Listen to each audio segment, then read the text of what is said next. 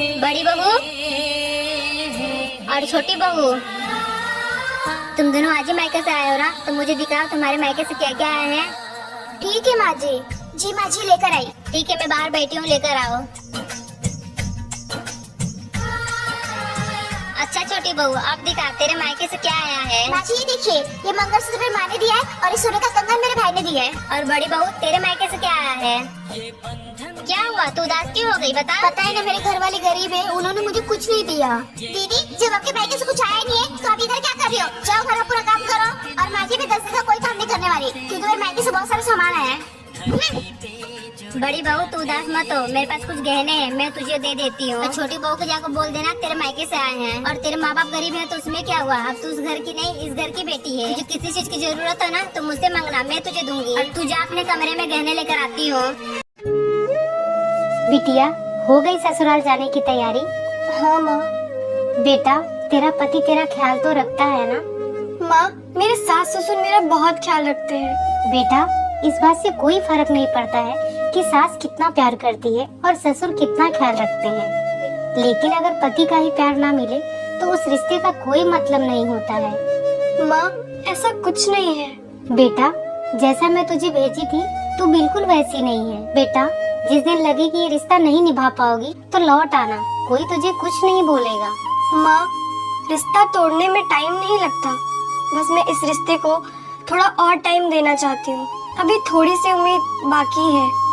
माँ जिस दिन उम्मीद टूट जाएगी उस दिन मैं खुद आ जाऊंगी। प्लीज आप लोग अपनी बेटियों का दर्द समझिए और उनका साथ दीजिए। अरे नई आई है, गरीब घर से है, मुझे तो बिल्कुल पसंद नहीं थी, लेकिन क्या करूं, मैं अपने बेटे के सामने मजबूर हो गई। इतना बड़ा घर धन दौलत कहाँ देखा होगा उस गरीब ने। हेलो, कब आ रहे हो आप घर? मुझे यहाँ पे अकेले कुछ अच्छा नहीं लग रहा है। क्यों, क्या हुआ? तुम इतने परेशान क्यों लग रही हो? माँ जी जब देखो तब मुझे खड़ी खोटी सुनाती रहती है, किसी के सामने कुछ भी बोल देती है वो। मैं माँ से बात करता हूँ। क्या करूँगी, मुझे कुछ समझ में नहीं आ रहा है, आप प्लीज जल्दी घर आ जाओ।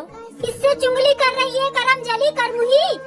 जा जाकर घर का काम कर, पता नहीं कहाँ से मेरे मत्थे पड़ गई, मेरे बेटे की पूरी जिंदगी खराब कर दी तूने। माँ जी क्या मतलब है आपके इतनी दौलत शोहरत का, जब मुझे यहाँ इतनी गरीबी ही सहनी पड़ती है तो?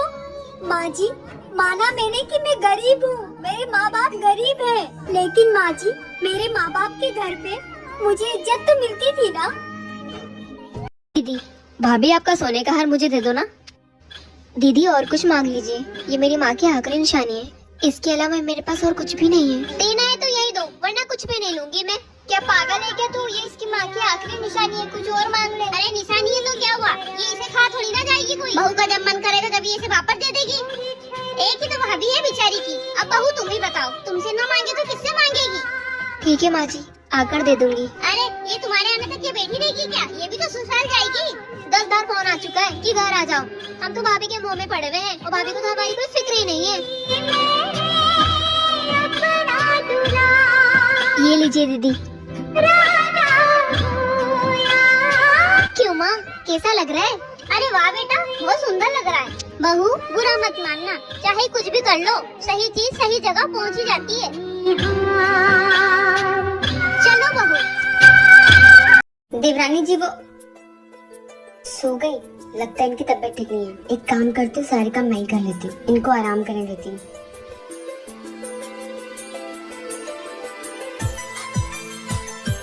भाभी अच्छा तो छोटी बहू आराम कर रही है और बड़ी बहू काम कर रही है, बहुत पटती है ना दोनों में। अभी इन दोनों की जोड़ी में आग लगाती हूँ। बड़ी भाभी, छोटी भाभी तो आराम से सो रही है और आप यहाँ पे काम कर रहे हो। वो देवरानी जी की तबीयत खराब थी ना तो मैंने सोचा मैं ही काम कर देती हूँ, आज उनको आराम करने देती हूँ। भाभी देखना कहीं ऐसा ना हो जाए वो आराम कर करके इस घर की महारानी बन जाए और आप सारा काम करके इस घर की बस नौकरानी बन के रह जाओ। नहीं छोटी, इसमें नौकर वाली क्या बात है, वो काम करे या मैं काम करूं, घर तो हम दोनों का ही है ना। अभी आपकी शादी नहीं हुई है ना, जब आपकी शादी होगी तब आप अच्छे से समझ जाओगे रिश्तों की अहमियत। रिश्तों की कदर करने वाले ही रिश्ते बचा पाते हैं। क्या मैंने सही कहा?